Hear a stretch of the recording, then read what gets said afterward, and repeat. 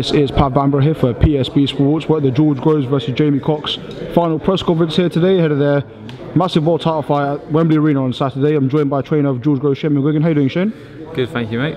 Sounds good. Firstly, your reaction to the final press conference there. Obviously, you know, Jamie Cox's trainer, John Costello, had a bit to say about the weight and size advantage, etc. What's your reaction to that all? My reaction is that John hasn't been in this situation before, and I think he's getting a little bit emotionally involved. It's up to the trainer to be nice and relaxed and nice and calm, make sure the fighter's focused, he's not losing his rag, and it looks like it's more Jamie Cox is the focused one and Costello's losing his rag a little bit, but he's obviously, you know, emotionally involved in this fight, and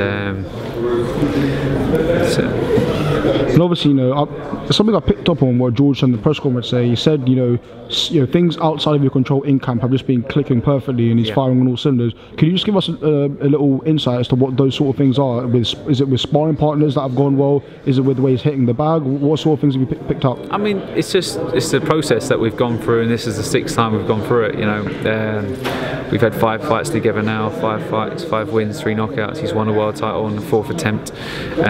He's in a good place mentally, you know, physically in a great place as well. Didn't get too out of shape after that last fight, you know. So, I mean, it's all going well, and I think one of the things that he was referring to by that is the fact that, you know, you have to take out the fact that you got to negotiate. Normally you got to negotiate, you got to have a manager coming to and fro, going back to the promoter. That's a hassle, you know. To have that strain straight away off you, you sign into the tournament, you sign up and you go and pick your seed. You know which guy you're fighting, you know which guy you're potentially fighting in the semi-finals, and then you've got a rough idea who you're going to be fighting in the finals, if you know, albeit you get through all 3 fights. So you know, I think from a psychological standpoint, when you've got that end goal, and you know it's going to be done within 10 to 12 months, so that takes a lot of pressure off him, and he's able just to focus on his boxing, and it's been a great camp. And obviously, what's your prediction ahead of Saturday night? Obviously, I know you're going to back George Groves, but I mean, you know, what was your prediction? How do you see it? Wide points from your end? Do you see a stoppage? I never see anything like that. I just see, you know, I've got a kind of inkling, but I never really like to admit the inkling. You know, because that's just the way boxing, anything can happen. But I think it's going to be a good fight. I think it will be a good fight. I think Jamie Cox will rise to the occasion. He's been a good amateur before, and I think that's the most important thing. We're going to win, and we're going to win well, and that's it really. You know, it's up to Jamie Cox. I know, obviously, you know, your first fight with George was January 2016. I know this is now, I believe, your 6th fight, if I'm correct, 6th fight together. So, you know, obviously, whenever there's a new partnership or relationship, obviously you have to, you know, get to know each other first and stuff like that. Do you guys believe that, you know, you guys are really clicking and firing on all cylinders, on your, whether it's on the pads or anything like that? Do you feel like a real strong relationship with your fighter now? That's it. I mean, it does take a long time to get in tune with the fighter, and the fight has to almost open up to you. You know, he has to, you know, he has to be raw, and you have to see him for everything. You have to see the good in him, the bad in him. You know what I mean? The good attributes, his weak points, and they can't hide anything from you, or try not to hide anything, because they don't want to spar a certain person because they know that they're going to look bad. That's the point of being an open book for your coach, and I think that takes time, and that takes trust, and that sort of friendship and relationship that you do build up over time. So you know, George has done that, and done it you know, brilliantly with me. So I think, you know, we're really on a good sort of wavelength.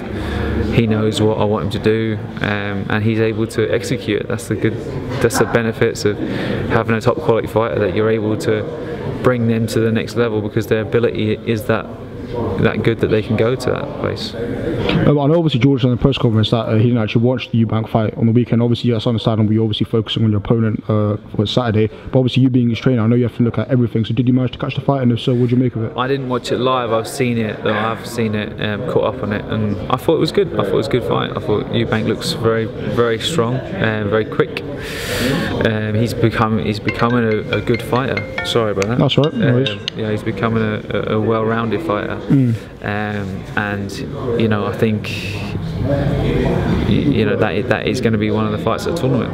That's it. You know, we have to get through Saturday night, but I've got lots of footage of those two sparring as well. But I thought that Yildirim, I've seen him out in Miami before sparring Curtis Stevens.